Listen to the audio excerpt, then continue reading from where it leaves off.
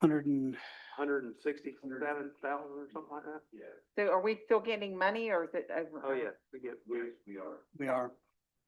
So as long as we have the money, we'll continue. yes, Good. yes. Yeah, right now, we have funded projected to receive, I think, for the next 10 years.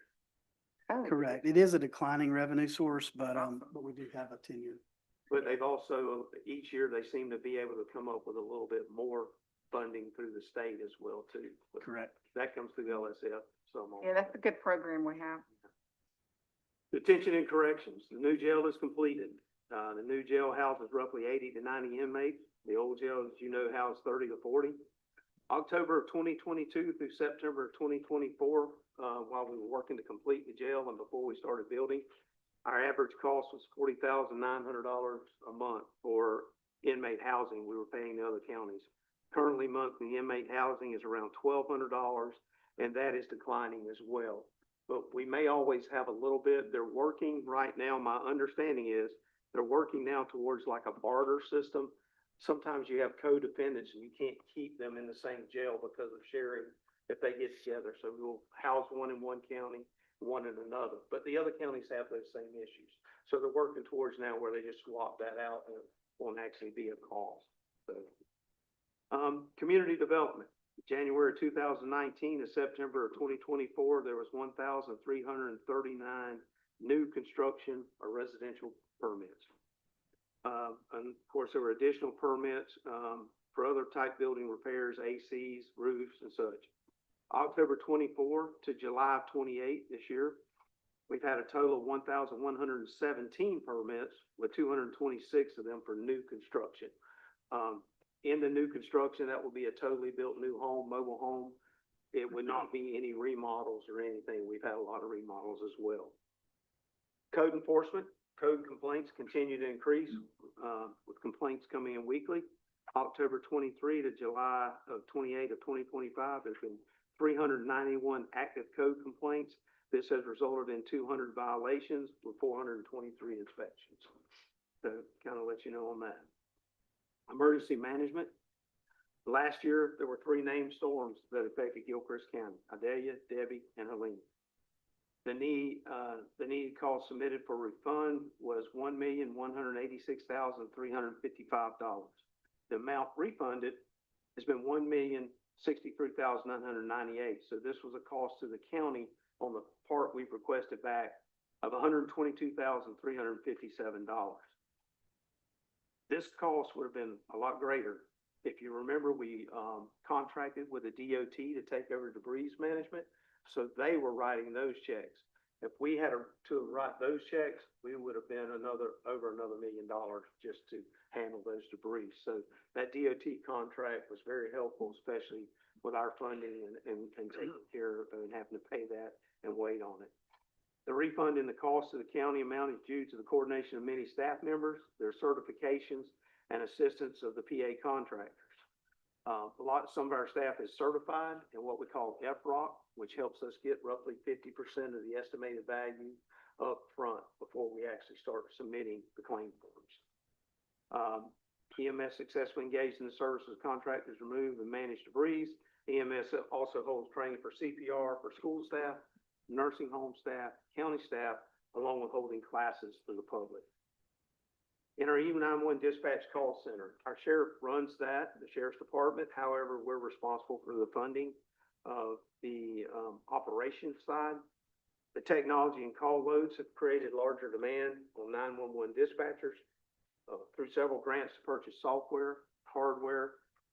We have been able to help with information and the ability to provide to responding emergency personnel has been enhanced.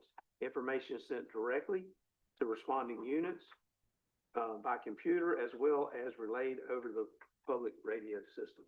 So addressing and certain information is right on the computer for them to be able to see, along with mapping. Communications. The new public radio system has been completed and increased coverage area for safety. All fire, EMS, sheriff's office, school campuses, buses are equipped with a new system and monitored by the dispatch. Several board departments also use the system for communication within the department. our road department, solid waste and a few others use it. Those are not monitored by dispatch. They do have an emergency channel if they were to need it, but that's just for them to work and be able to communicate throughout the entire county if they need to. And as a reminder, the system was funded by appropriations grant of almost $2 million. Current construction, actually, I believe it just started today, is in progress. It's the hardening of the sheriff's office and dispatch, which 75% of that is being covered by a grant as well too. Solid waste. Current monthly average is 443 tons. It did increase from last year of trash and 32 tons of recycling items. Since 2013, the amount of trash has increased by 83%. The new facility that we are working towards is estimated to cost between 7 and 8 million, with 4.2 million of the construction costs being provided by an appropriations grant. So we have grant. Are we still, actively searching for land? Currently, we're just looking at some locations that we're gonna bring to y'all in a future meeting. Okay. Right now, we're actually, waiting on the documents for the 4.2 million, so once we receive those and process those, we'll be moving forward. If any one of the commissioners have any recommendations within their district that they think would be a good place to place it, please, if you will, provide us that location. If you know of any land in your district that's for sale, or would be a good spot. Staffed outlying sites with compactors continue to reduce operations costs, and by the county hauling trash directly to New Rivers, we used to use Alachua County, is approximately $175,000 savings this year. Our extension office, as you know, we've operated in the old building for a long time, and we did receive appropriations grant. An amount of $1 million has been received to build a new facility. Grade construction has started the construction of the new building.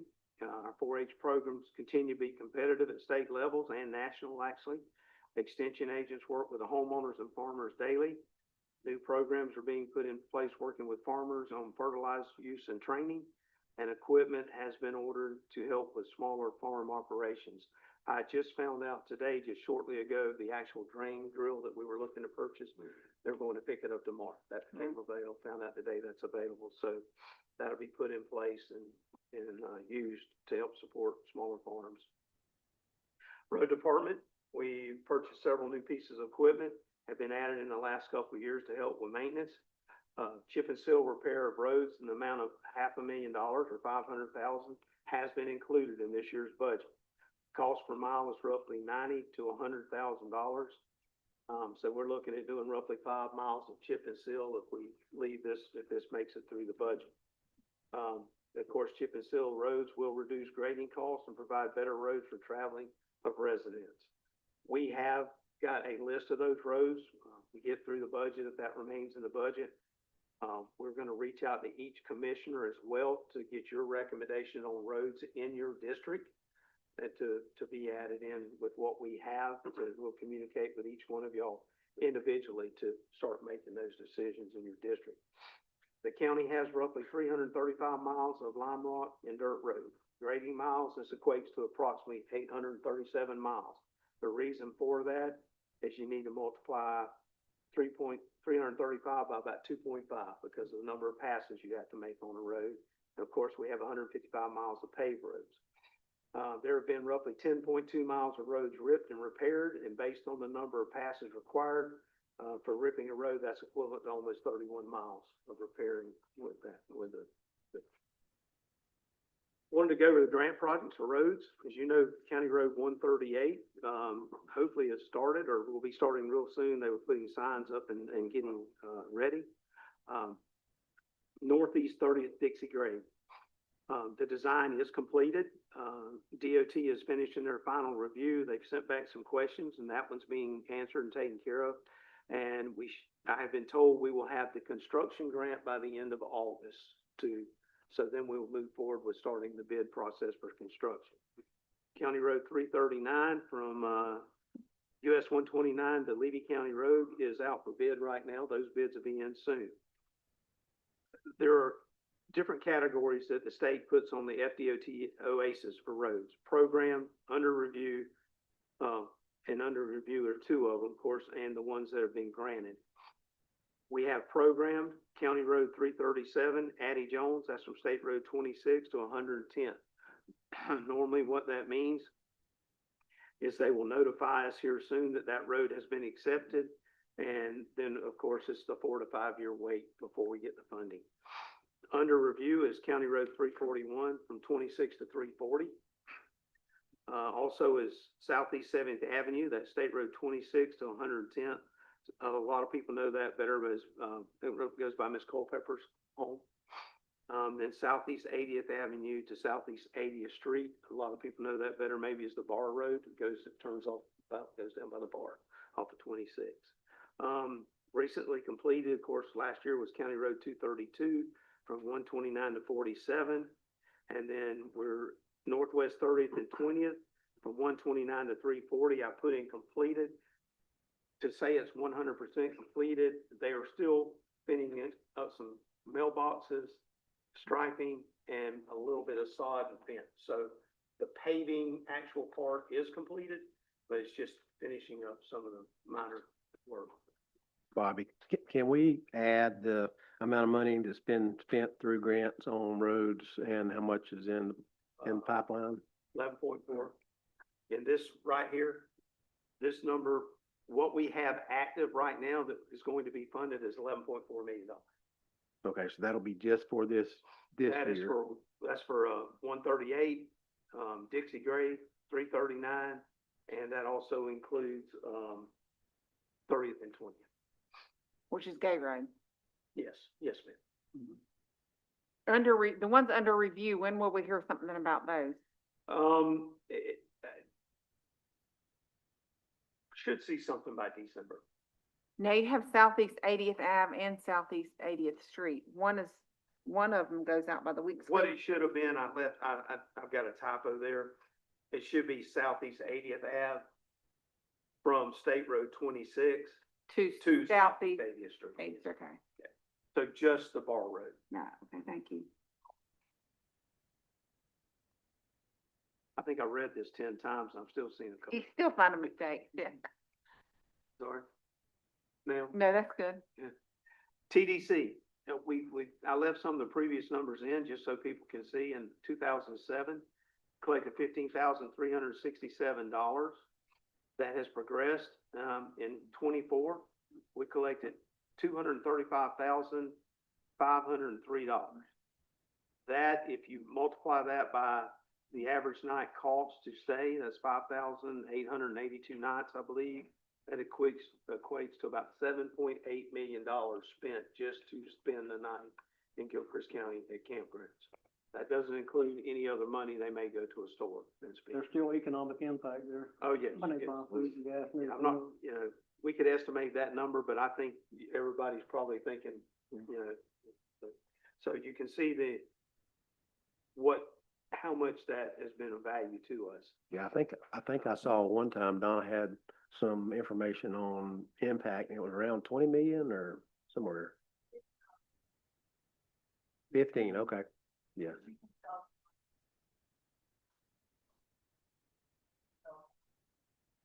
Okay, thanks. Animal control, with the population growth, demand continues to increase on the services. We had 810 animals pass through the shelter from October 23rd to September 2024. We've had 617 already this year from October 24 to July 2025. Animal control utilizes an adoption service in Orlando to help with adoptions. Trips are monthly made to Ocala for bulk discount food purchases. Trips weekly to UF in Gainesville for vet services. These services are at no cost to the county other than the transport. Also in the budget this year, there's a part-time position that's in there, and we're requesting that to be changed to full-time to give them some additional help at animal control. That would give them 3 full-time people is what they would have at animal control.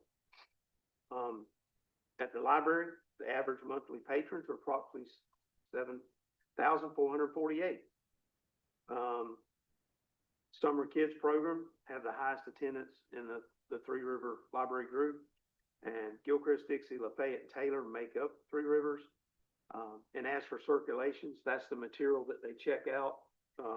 It could be books, DVDs, whatever they may use.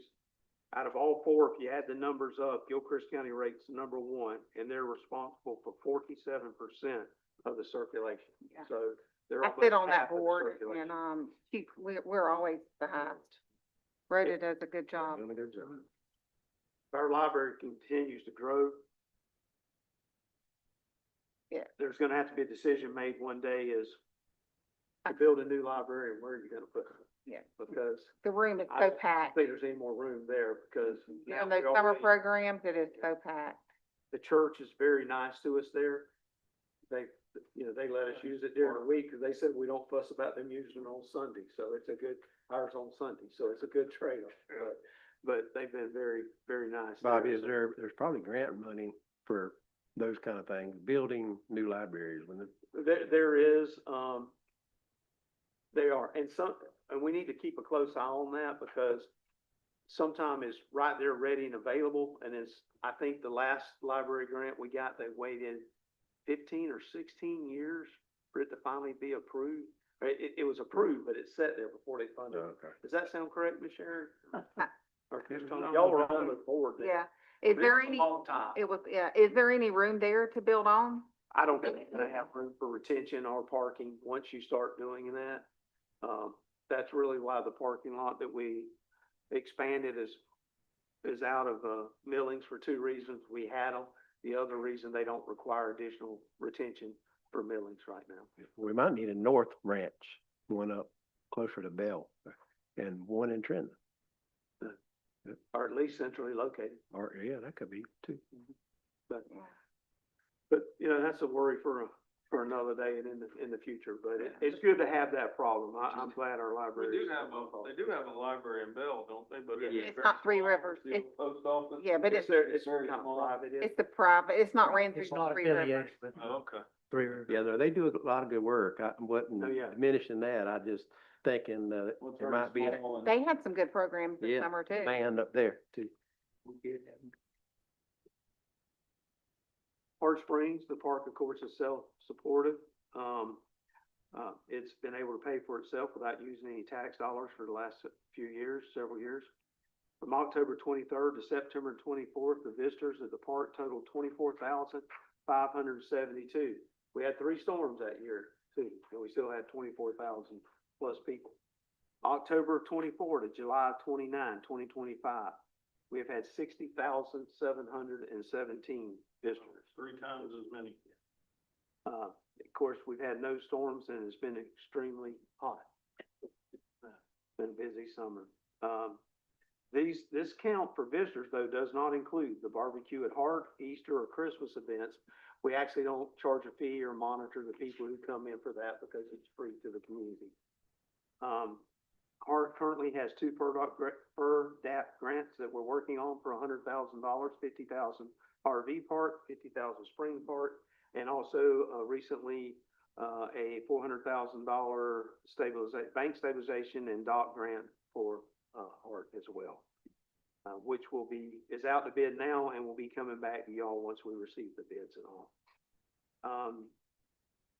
Current grants and projects, staff is actively working on right around 25 million. And as we know, this is a direct tax saving due to providing equipment and buildings.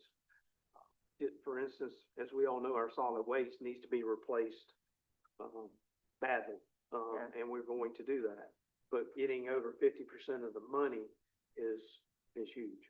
Yep, To do that. that was- Employee compensation is, it's important to work to provide a pay increase to county employees, if possible, and to keep up with the competitive pay ranges and inflation. We see pay ranges changing daily, and of course, we all know what inflation is doing. None of us can help that, but it's a reality. And this does help us keep quality employees.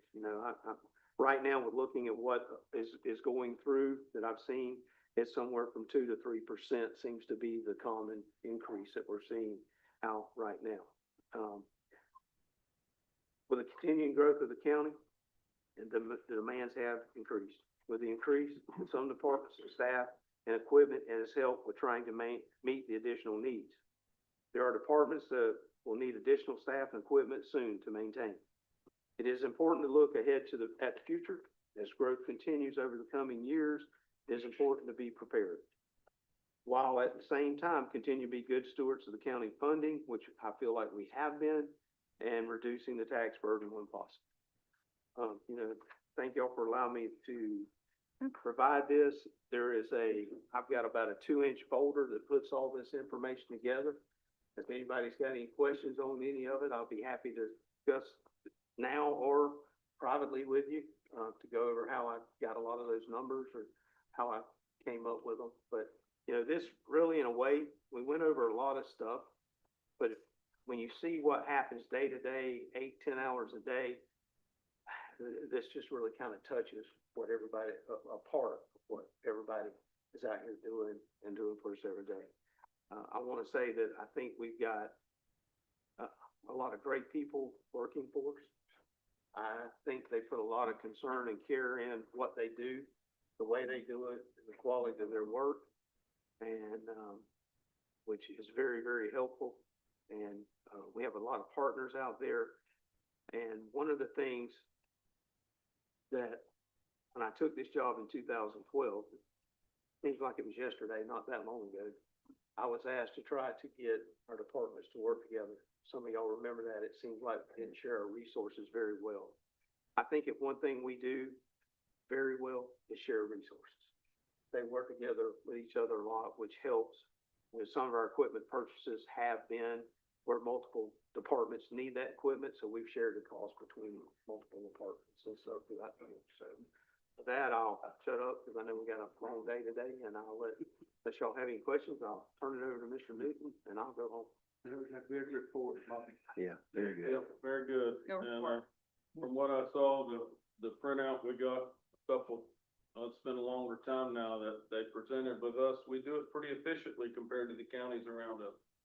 Per capita, we spend less than most of the counties around us to get the same job done. So, I think it's being done right. So, Is there a thanks way for to the look at printout, that? too. Is there a way to look at that with square miles and not just per capita?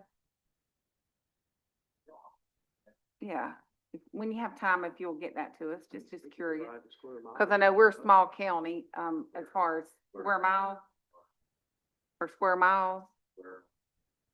They usually record it 2 ways. They record it in acres and miles. Yeah, So I'm just curious, we could do it- yeah, we could do it one or either. the other. I'm just curious, Well, cause I know, You could compare to similar sized counties that, I mean. yeah, Yeah. as far as how many miles that Mhm. the county has. Cause I know like Leavitt County's huge compared to Gilchrist County. And Dixie's big. Yeah. Because, Oh, yeah. get Dixie's down to big. Union and some of the other. Yeah, they have to smaller go, counties Get close to us. Well, cool. Yeah, Yeah, when y'all have time, I just wanna see that. Thank you.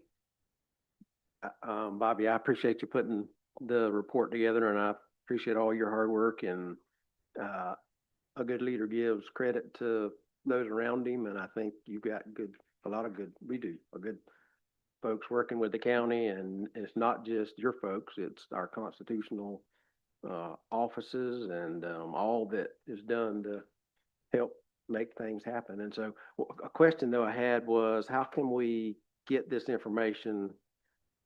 Can somebody put it in a way that we could get it on social media or in the news media or, We can look at this and see if we can condense it maybe more to a quick bullet point. I mean, there's probably a few things that could be eliminated out of here, Yeah. that would be answered without as much comment.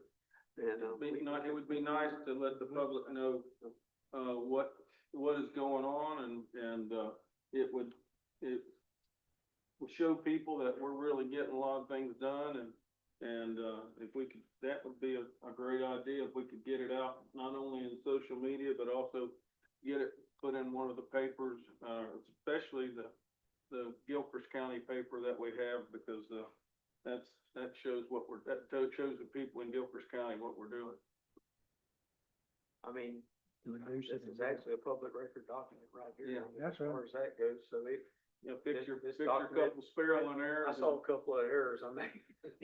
Well, even on our, Chat GT and fix it up and it's ready to go. on our Facebook page, kind of like what emergency management does for the weather every day. Maybe just pick like, just like you don't have to do it every day, but maybe, Well, twice a week, just highlight something, highlight one of these until you have it all completed. I think that's the important part that you just said, we'll pick out one or two of these and do it this week and one or two Yeah, another week. And just highlight Because if something. I'm one of those kind, if I start reading this on my phone. You won't never read that whole thing. I'm done, Yeah. kind of deal. Just- Yeah, Everybody's you doing put- that. Just take this and every, Section in it. highlight 2 of these each week until you have the whole list completed. I enjoy this. I enjoy doing it. It kind of starts putting things in perspective for me of what we've got done and accomplished. But I do this every day. A lot of people, this would be boring, but. Well, if they're not involved in these meetings and they're not involved, with someone in the county that does it, they have no idea what's going on. And I didn't put it here, but I do want to make this comment. I really appreciate working with, Todd, Karen, Richard, Tanya. Sorry, I said that as we talk to each other daily. Between our departments, we do share a lot of information, a lot of concerns. He sees something, they see something. We try to work together on that, because some things come in on their side that we might see a few days later. It comes on our side, they see a few days later. We're trying to, we'll be talking about our fund balance, and I'm not going into that. But we're talking about a lot of times, lately, we've had $5 or $6 million worth of projects going on, and we have to make sure we have the money to keep all that flowing, to keep it balanced, and we're not telling y'all we need to borrow money, because that costs interest. So sometimes y'all might be saying, when's this gonna start? When's this gonna start? And I'll be saying 3 weeks, because I know I got a check coming.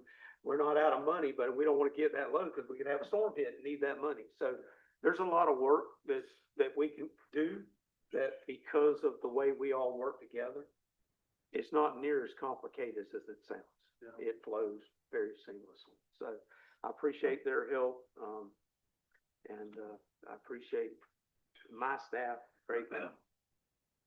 Caitlin helps me a lot. You'll see her handing me notes during meetings sometimes as well. All right.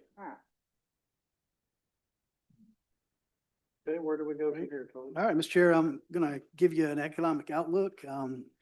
This information is coming from the spring 2025 Florida Metro Forecast from the University of Central Florida Institute for Economic Forecasting. They indicate that the fundamentals of Florida's economy remain solid. From 25 to 28, Florida's economy, as measured by real gross state product, will expand at an average annual rate of 1.8%.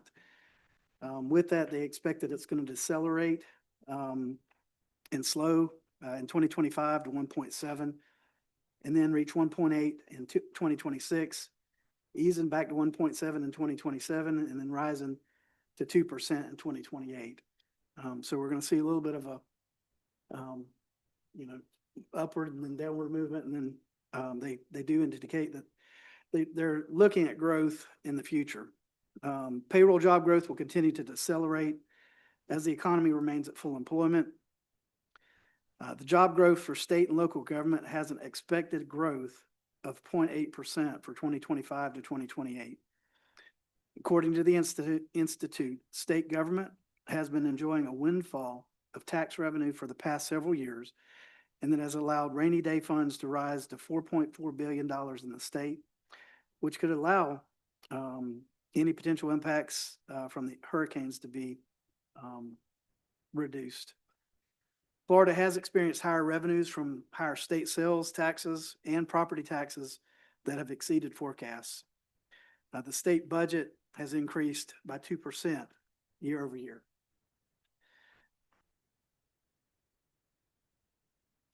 The slowing U.S. economy has pushed the unemployment rate to 3.3% in 2024, and it will drift slightly higher to 3.7% in 2025 and to 4.2% by 2028. Housing starts were 193,000 in 2022 before higher mortgage rates and a slowing economy has started the deceleration.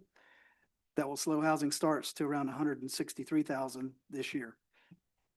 There's the possibility of changes with the declining state revenues due to potential discussion about how the state generates revenues. I know we've had lots of discussions about this over the last several months with the state considering reducing the state sales tax. They've made propositions about, potentially eliminating the ad valorem property tax, as well as considering eliminating special assessments that are allowed to be charged by county governments. Todd, I know you're gonna get to it, but how much, it's roughly around 11, 12 million for our property For ad valorem, ad valorem. around 11 million. yes, Okay, sir. which is about, how much was it? 60% of our operating, I think, somewhere. That's about right. Okay. Yes, sir. So we get 11 million property taxes. So according to the Florida scorecard, the net new jobs needed in Gilchrist County by 2030 is 889 new jobs. Our current population is 20,233, and they're expecting that our population will grow to around between 20,600 to 23,000 by 2030. Our unemployment rate has remained very steady. If you look below at the graph, and it, as well as our housing permits have continued to increase over the last 15 years. You can see it's a steady growth with a major blip in 2021. I believe that could be correlated to COVID and the mass, migration from other states to Florida. But you can see the impact that had in 2021. But then it came back down in 2022, more in line with the track that it had been on prior to COVID.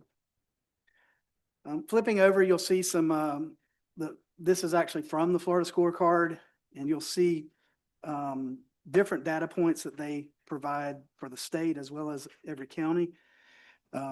As you can see, the green means that you're seeing positive changes. The red is negative changes that are occurring.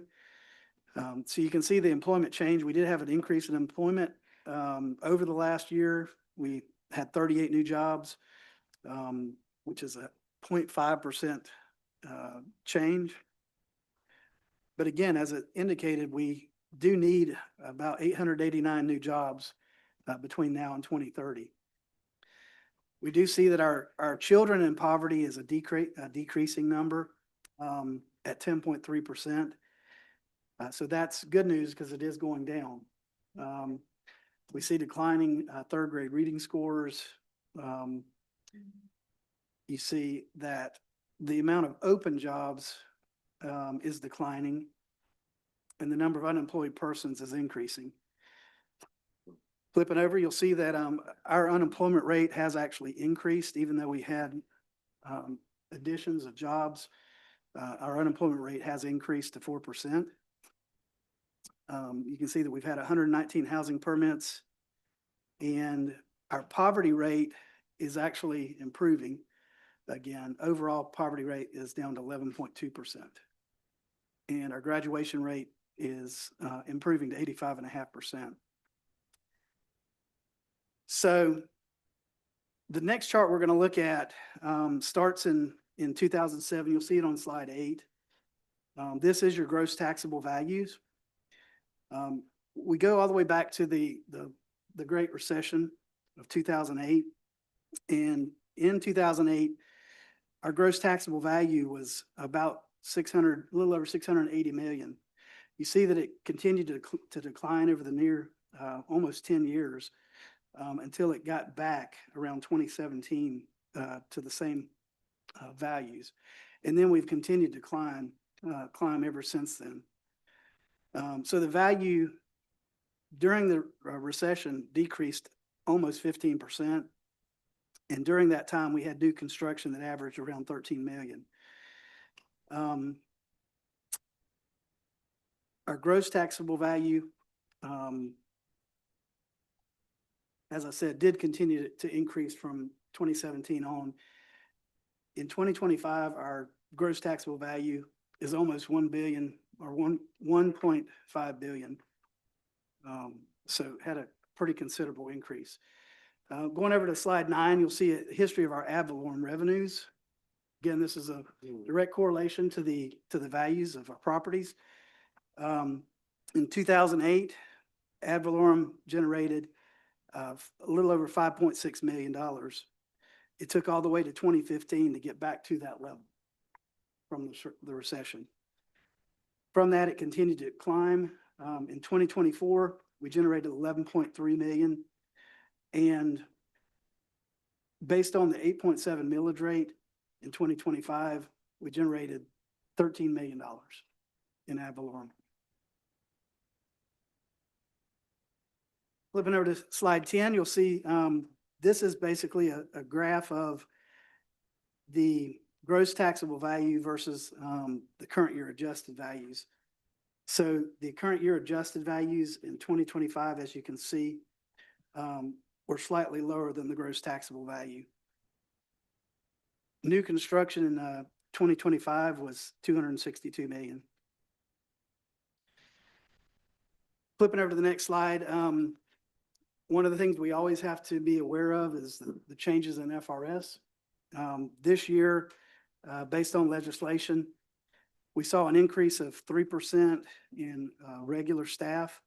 We saw an increase of 7% in special risk. Elected officials actually saw a decline of 22%. Senior management saw a decline of 3.7%, and drop saw an increase of 4.2% to our cost.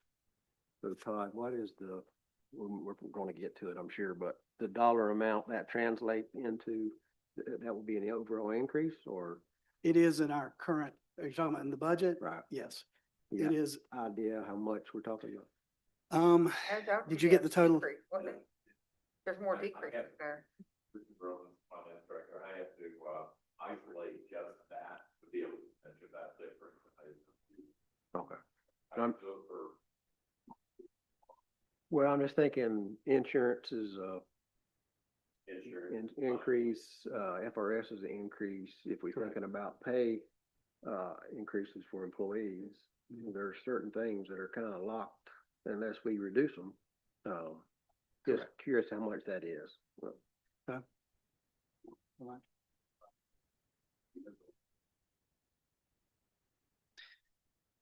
All right, so let's look at the current budget. We're going to flip over to page 14.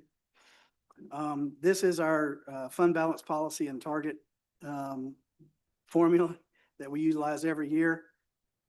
So our proposed budget indicates in the general revenues of 32,316,000, with expenditures in general of 31,209,000. With that, we would actually have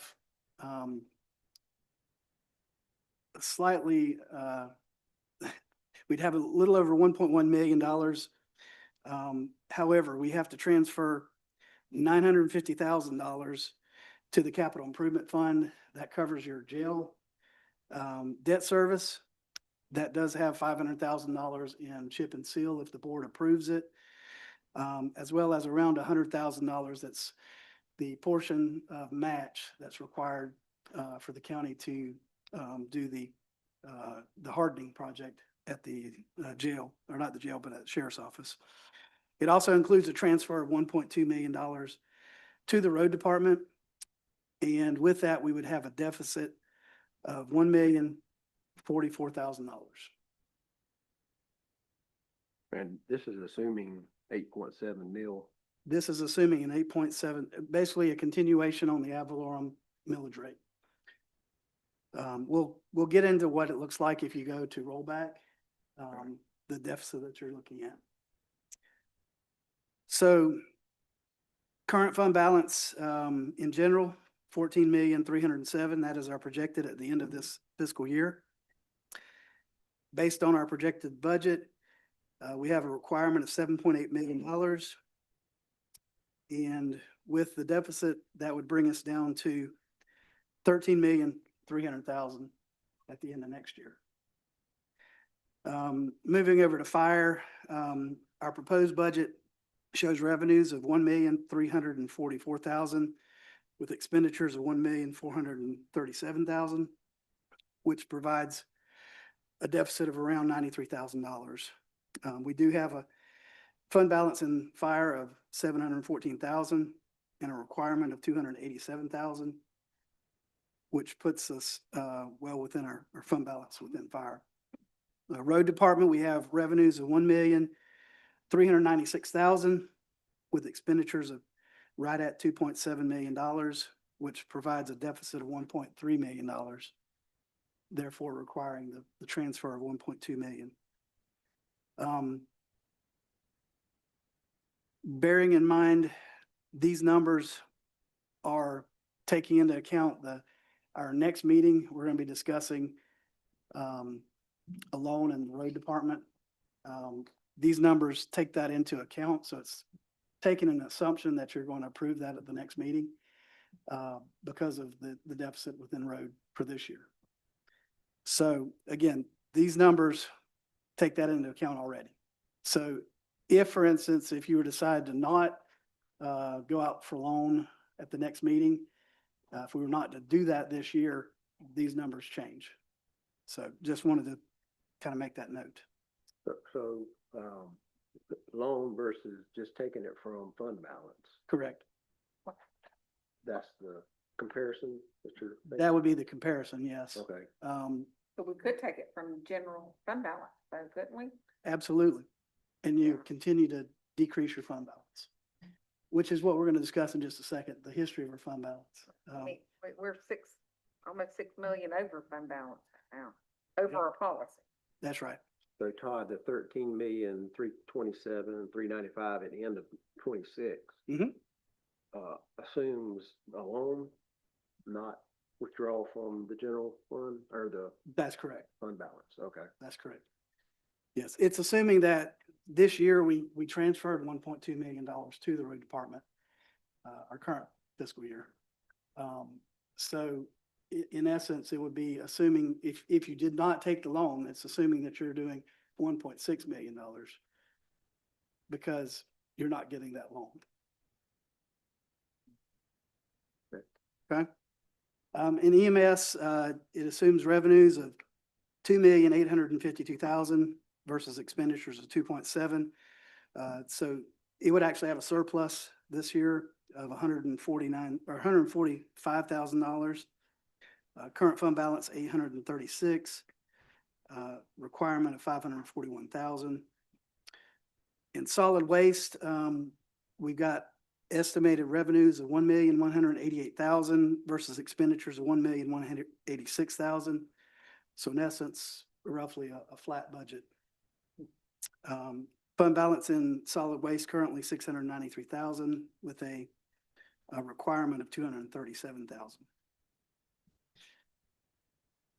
So we talked about state revenues earlier. This year, based on the revenues that we have been provided, we currently have a decrease in state revenues of $176,000. You can see line by line where that accounts for that, but it's almost a little over 3.5% decrease in state revenues projected for next year. We do not have our transportation fund revenues yet. Hope to have them within the next couple weeks maybe, so that we'll know what those are going to look like. But at this point, we have budgeted based on a continuation. So if those were to decline, then obviously we would need additional revenues from somewhere in the road department. If they were to go up, then it would help with the need there.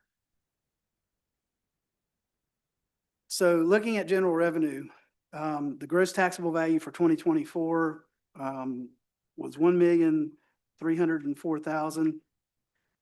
For this year, $1,496,000. That was an increase of $191,546. With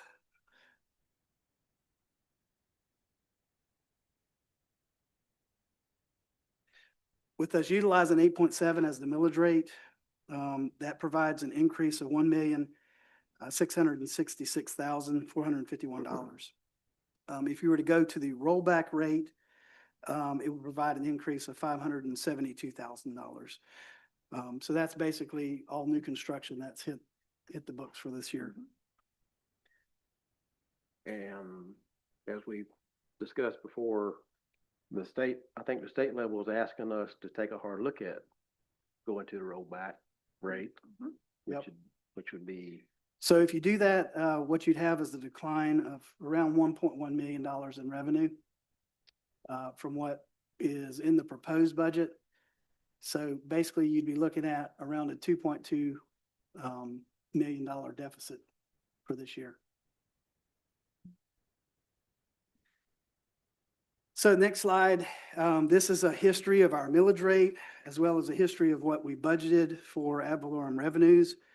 As you can see, in 2017, we had a 9.5 millage rate, which produced a budget of around $5.7 million.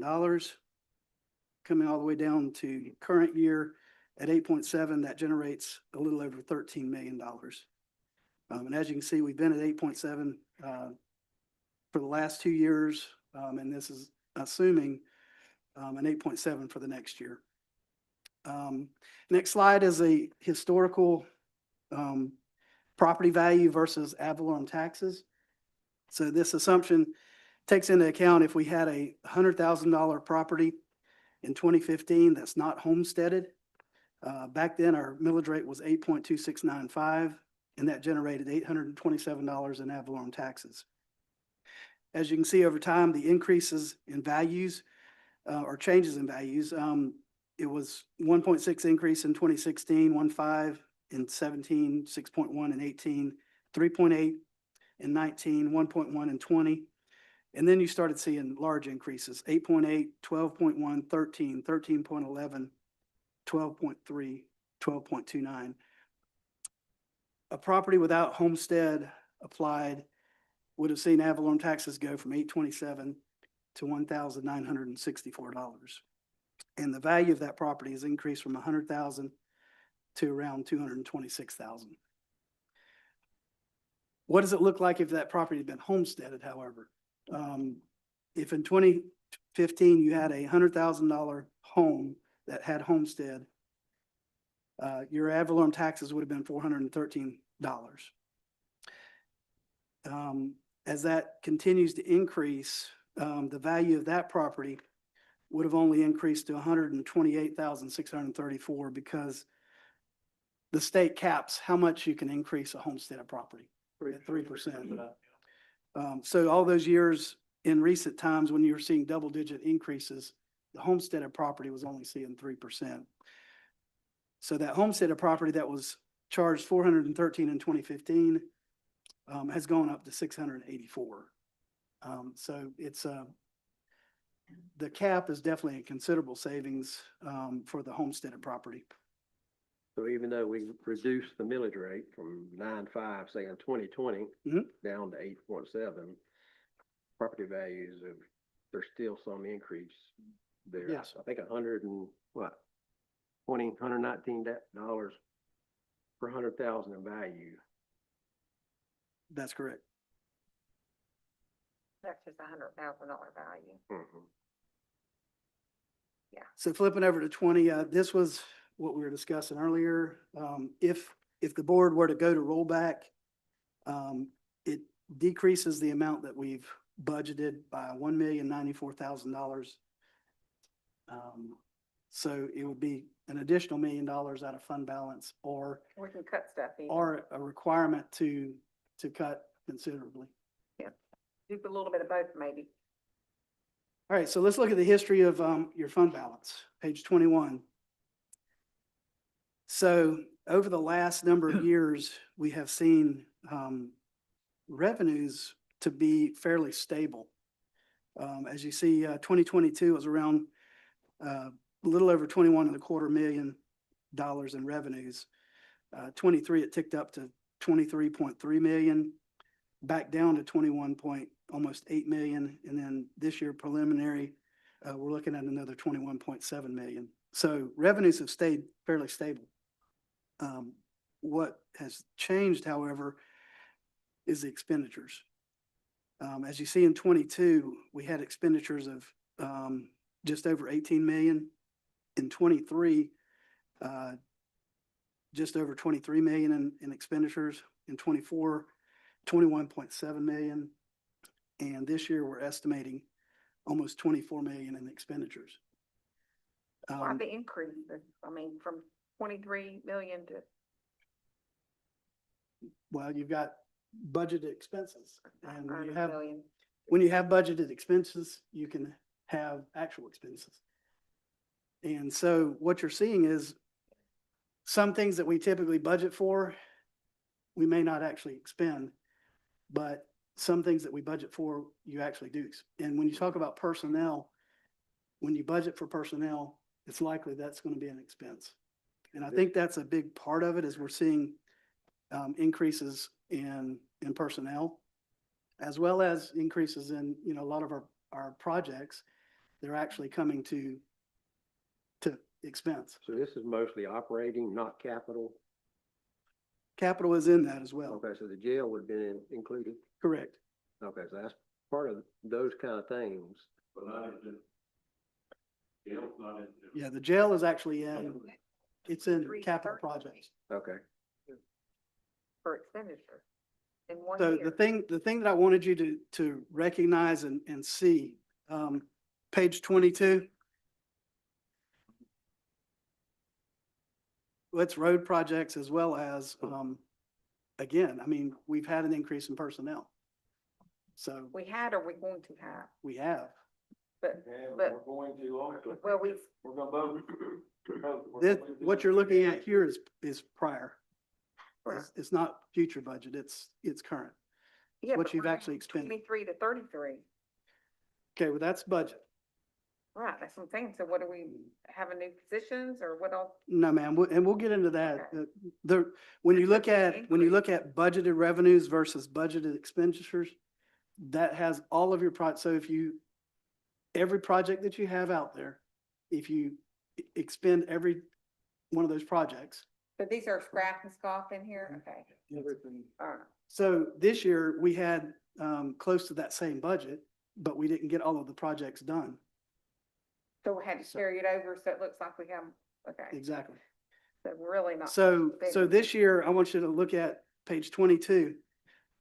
In 2015, you see there's a slight gap in, Mhm. the blue line is your revenues, the red line is your expenditures. That's what you need. You see the gap? Yeah. That gap is reflective of the numbers that you see on the page before.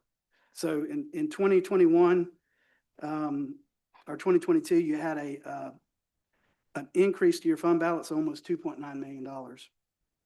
And of course, from that, you had about $3.6 million in ARPA funds that added to that.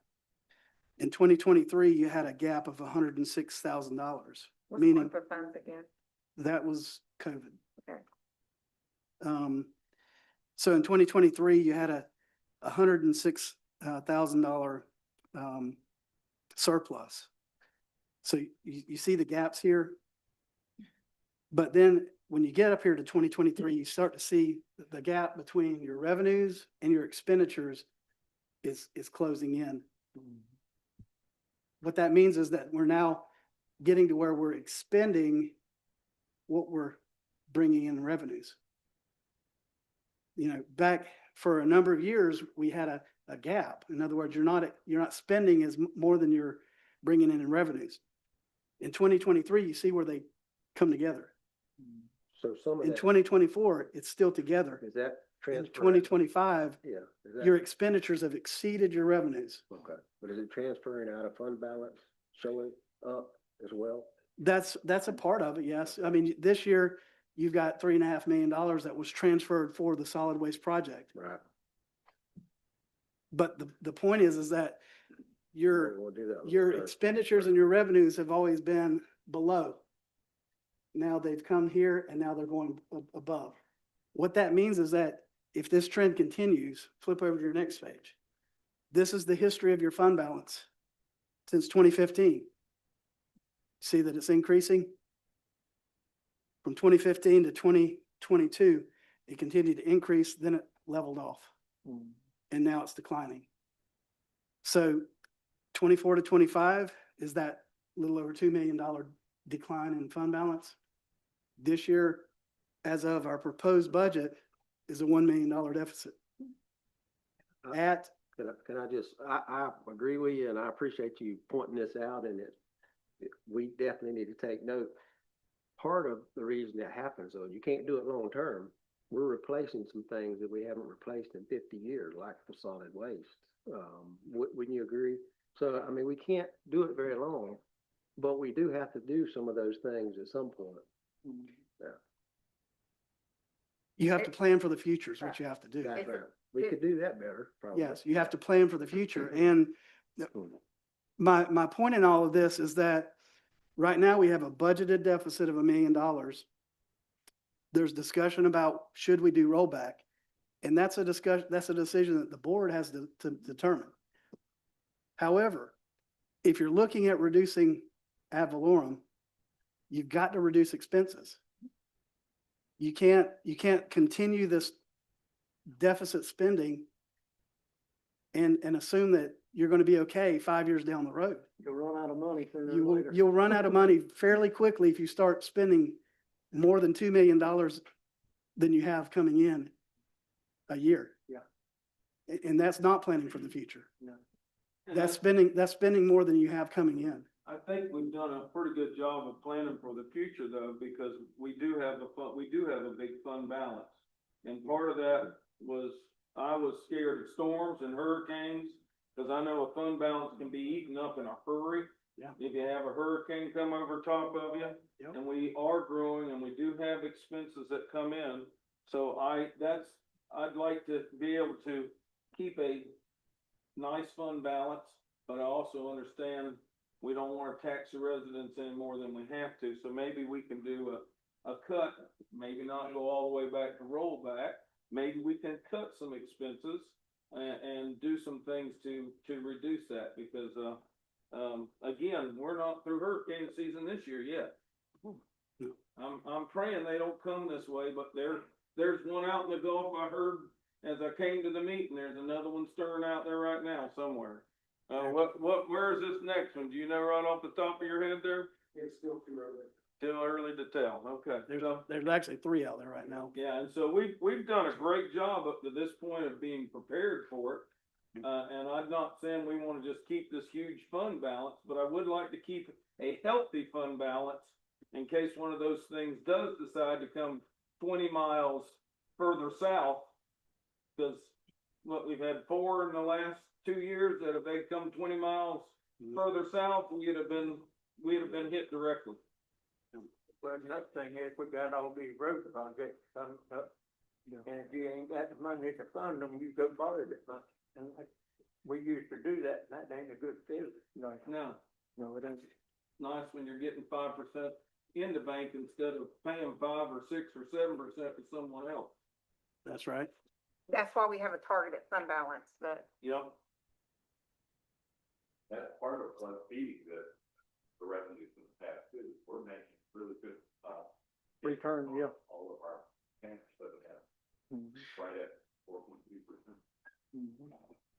Well, and, on top of what we're discussing though, there's, in the state of the county, we talk about all the progress that we've made, and we've made major progress in all of our departments.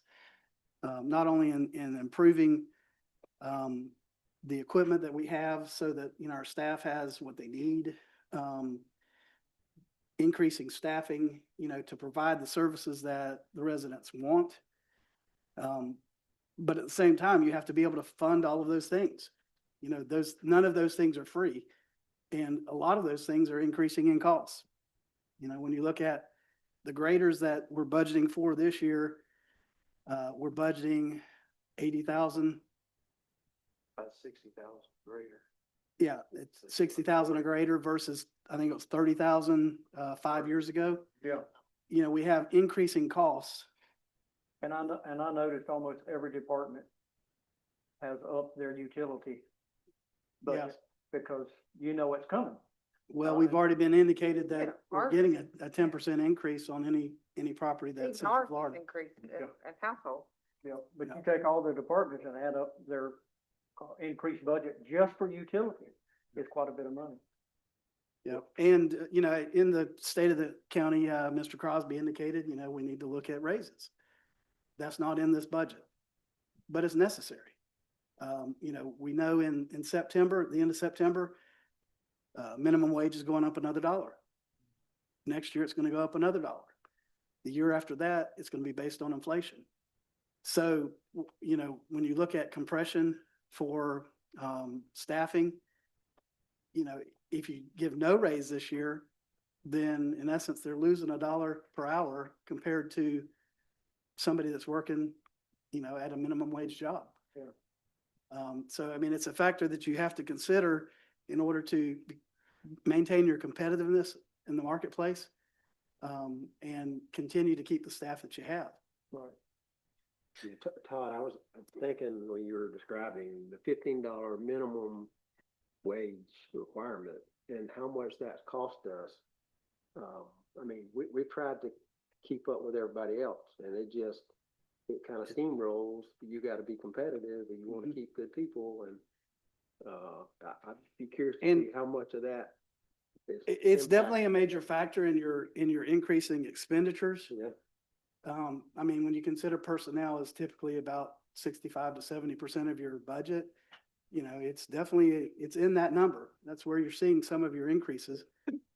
Again, some of it is your projects are finally coming to fruition, but it's definitely a factor in your increase in expenses. But it's also a factor that you have to keep in mind as you're determining how much, you know, what level of revenue is required in order to maintain the level of service that you're providing. Right. That's what I say year after year. You know, the question is, what level of service is the county looking to provide versus what is the level of service that the citizens are expecting? And making sure that you're putting those in line.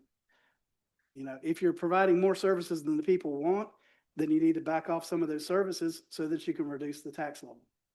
I know that y'all talked about 2 or 3%, but I would also like to see it like we've seen it in the past, like $1 versus $2, see it that way also. Okay. So when y'all bring that to us, I want it both ways. One thing people didn't realize when they voted for the $15 minimum wage is that affects every person at every level. That makes your light bill go up, your insurance go up, your groceries go up, everything. Because you're the one, the consumer is the one that's paying that $1 that we got to give everybody, and that $2 that we got to give everybody. So it really You don't costs just give it to everybody. the bottom person.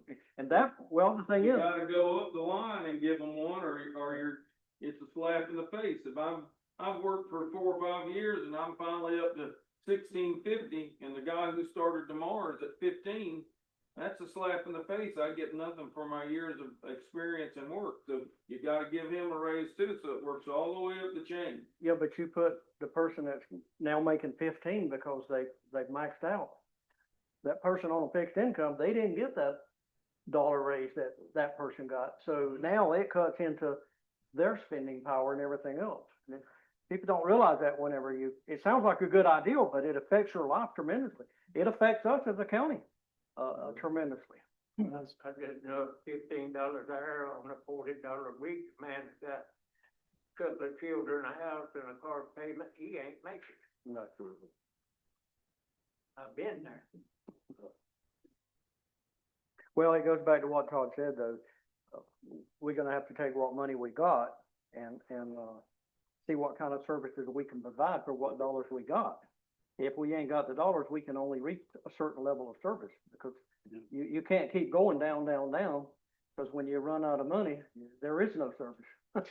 Well, you know, another thing I've said before is, you know, when you're utilizing fund balance for capital projects such as solid waste, that's, in my opinion, that's appropriate use of fund balance. Sure. When you're utilizing fund balance to pay your annual expenses, that's bad policy. Yeah. Because you can't sustain that. Right.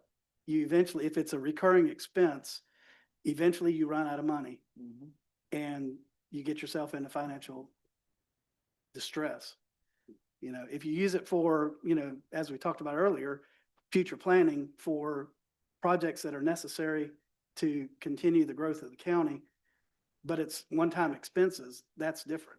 Well, we can use it for the chip and seal one-time expense and see how that goes. No, well, and we have 500,000 budgeted for the chip and seal, you know, But for this. it's not next out year. of, well, part of it is coming out of the reserve, so.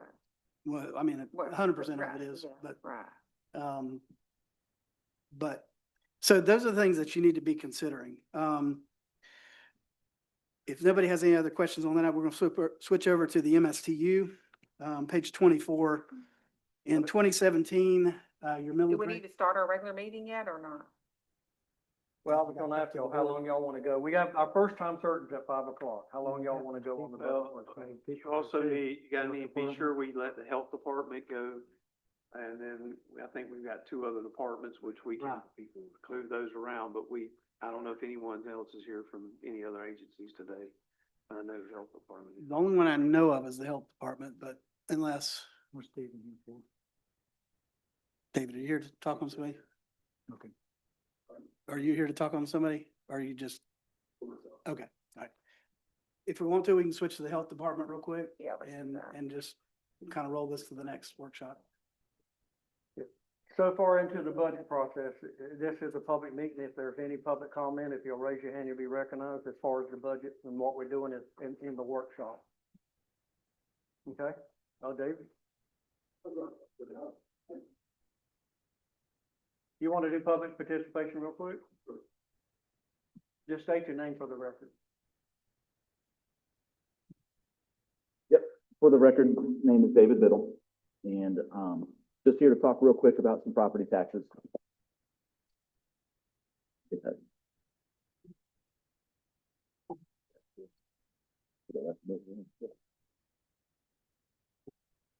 Okay, as we know and as we've seen, property taxes have gone up tremendously over the last several years.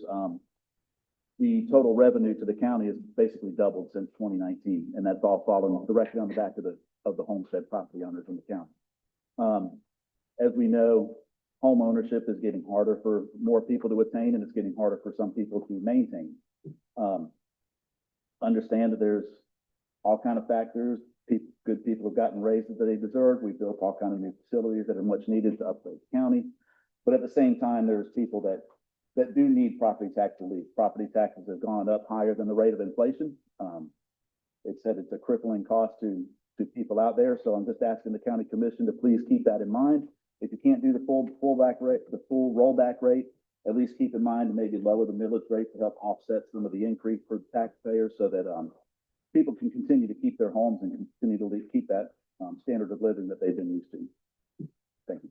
Thank you. I agree. Okay. I see no other hands, so you want to do the health department? Hi, good afternoon, Madeline McKellips for the Department of Health. And we're here to ask for the same budget as last year. We don't have any increases. We are very invested in the community care medicine program, as Mr. Crosby indicated, in addition to funding a 20-hour person, Ms. Donna Lee, who you all know, I think. Our nurses are very involved and they accompany them to visits, and several of our staff have gotten involved and are out in the community providing services. In addition, we are trying to fill out our dental team. We need one more dental assistant, but we are beefing up our school-based sealant program this year. We're going to take a dentist into the schools to do cleaning for these children. So we're very excited about that. Our poor environmental health program suffered another loss when Heather Mathis was poached, I'll say, by the state office to be an expert in migrant camps. So she left our health department to go to work for the state Department of Health, doing what she does very well. So that left a big hole in our EH staff here, but we are committed to keeping services status quo, and we're doing the best we can to continue on the septic program for another year. We'll have it until at least July 1 of next year. So we'll continue on with that until BEP takes it over. I'm not sure what will happen there, honestly. soon as we hear something, we'll let you know. But our, request is for $83,888. That's the same amount as last year. The same amount since two thousand For twenty-three. the last 4 years, that's good. Yep. Hard to argue with that. We're trying to hold it. We appreciate all your help. Yeah, Okay, thank you very you. much, y'all do. Do you have any questions? They are, Miss Natalie and her staff are great to work with. She answers my call, it doesn't matter whether it's Saturday or late at night. They do. Our EA staff answer calls from animal services all times of day, and our nurse as well, who has to help people who are exposed to animal bites. Put them together, so, happy to be here, thank you. Thank you. All right, thank you. All right, thank you. Appreciate it. Are we prepared for the tourist development council? Yes, ma'am, yes. As you know, Miss Donna is over our tourist development and does a great job. Her budget is based on actually the income of the department, because that money has to be spent by statute certain ways, so. Where her estimated income next year is $297,243. And if you'll notice, her budget fills it in. If you look at TDC activities, which is about halfway down the page, you'll see that went up to like 116,000 and maybe a few other increases. But that's kind of where we budget the additional money until we know what we're going to use it for. And your, salary comes 100% out of TDC? Yes. Yes.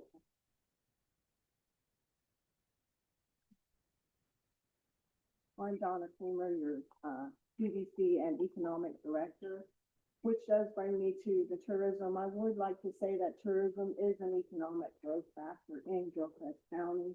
What does this mean for us? Money, money, money. Economic impact, total jobs generated by visitors per year is an additional 190 jobs in Gilchrist County. Some of those are seasonal, part-time jobs. What's great about this is those folks they hire, then they turn around, most of those live locally as well. They turn around, they spend that money they just earned back in Gilchrist County. So it's a ripple effect. Also, tourists are temporary taxpayers. They're not here all the time, but they spend their money here in Gilchrist.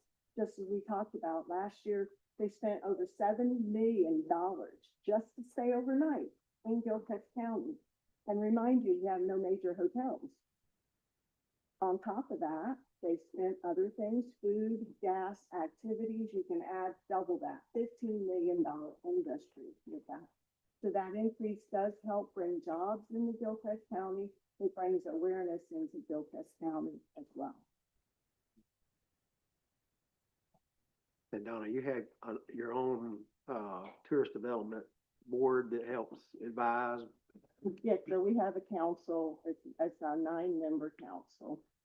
And you're a representative. Yeah, I'm on Thanks that for the board. comment. Duke is, and Bobby both. We all meet, every quarter. Yes. I have a question, and it may be something that you can't answer because it's uncertain, but apparently the hotel is possibly in the process of being back on track. That's correct. I know it wouldn't affect us for next year because surely they couldn't get it done that quick. Correct. But are there any estimates on what that's going to Yes, mean? there are estimates. That there would bring in alone another additional $5 million would be spent just for folks to stay at that hotel in the evening. So you can add that onto. And there again, it will have places we can take people to meet. It'll have a meeting facility. Currently, right now, we have 0 meeting facilities in Gilchrist County. So it would be nice because several of us serve on boards that we would love to bring these boards here to show Gilchrist, but we have nowhere to bring them. Yep. Thank you. Thank you. All right, Don. Thank you. I will mention when we was down at the FAC conference, the mayor of, Orlando, spoke to us. And they do the bed tax, the hotel taxes like we collect. I don't know what their percentage rate is, but they collected $360 million just on bed tax. That's pretty good. Okay, do we want to keep going here, or what do we want to do? If we could just do one more, let's go ahead and do emergency management. Emergency management? And then we'll, And can we take like a 3-minute break afterwards? emergency management is, of course, Mr. Smith does a great job with that as well. His budget works similar to the same way. there's a certain amount that comes into there each year. We're required to put a certain amount of match with it. So those funds have to be spent through the emergency management, department, which this year is $276,684. So his, overall budget, decreased. Yep, 0.8%. Yep. You're pretty much fully funded with grant money, aren't you? 60. About 29,000. yeah, almost 130,000. Actual grants are about 146. Yeah, it should be 105,806 and then 43 something. Well, it went down to 4160. Yes, it should, 41. So, are there any new, positions in your budget? No, ma'am. And I know we just got a vehicle, so no more vehicles. I don't have any major purchases planned for this time unless something changes. And we do have the, expansion going on for the design, but other than that, we had the grant for that. So, but other than that, I don't have any major purchases planned. That's actually a 301, I think. Then we put that 301. You did. Good job. Yeah, That'd be great. thank you, Ralph. That'd be great. Good job.